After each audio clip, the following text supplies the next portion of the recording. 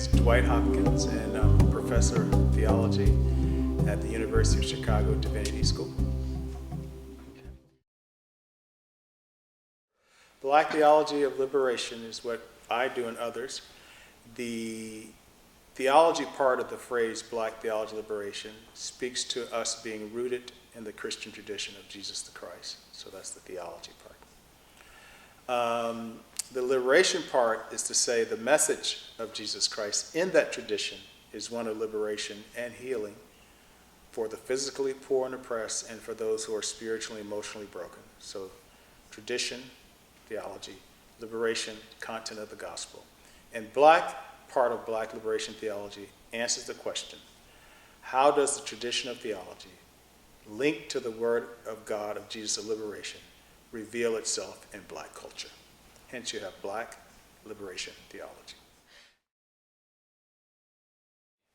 I'm originally from Richmond, Virginia, and I was born in the early 50s, and we grew up, Southern Baptist, small s. And so you just went to church. You were involved in stuff for Bible study for kids, but also there was an ethos that church not only just took care of individual soul and family and kids, but it also was involved in social justice. Obviously, the larger context was Dr. King and the Civil Rights Movement. They were really that sort of prophetic minority that were pushing forth the prophetic social justice change.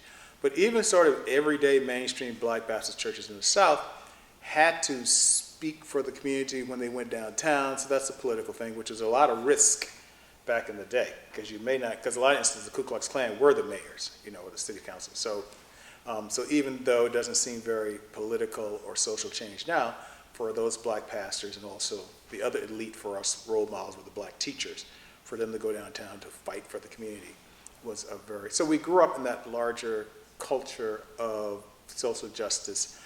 And then for a period, particularly in the 1960s Black Power movement and Black consciousness movement, it seemed as if, for those of us who were the children of the 60s, that the Black church was not involved in cultural identity issues as Black people, as people in the African diaspora. And we young people are always impatient, right? So a whole generation of us left the Black church to be involved in the community, or student organizations or community organizations, or even some pan-Africanist global networks, right? I was never a big leader. I was just, I would come up and read and take class and come to a rally for Africa, South Africa. But I was aware of all that going on. Now, in March of 1969, James H. Cone wrote his first book, Black Theology and Black Power, and he's considered the father of Black theology. In that book, he wedded together the social justice part of Black power, Black identity, and Black self-love with the liberation part of Christian theology. And what he did was a whole generation of young Black people were brought back to the church as a result of his writing. That's a story that has to be told, because most folk don't realize that. And I'm a witness, and a lot of people in my generation, we have had, anecdotal stories about how, wow, I could be both a supporter of my Black African identity that God has created me, and I can also be a supporter of Christianity again. Wow, thank you, Black theology liberation. So that's really what it did for us. It's existential. So when I found out that I was actually living 3 blocks from Union Theological Seminary, where James H. Cone was teaching in Manhattan, Harlem, I said, this must be providential. And it was the summer of 1981, and usually faculty, we don't come to our offices, we don't answer the office phone, we just put it like, I'll get back to you when I have time. We may be in town, we're not answering because that's when we write and travel. And I was like, gosh, I know he's not there, right? Because I had to look it up. We had a yellow book back then. So I looked up the yellow book, Union Theological Seminary in New York, James Cone, and called, had his office number. He answered the phone. I couldn't believe it.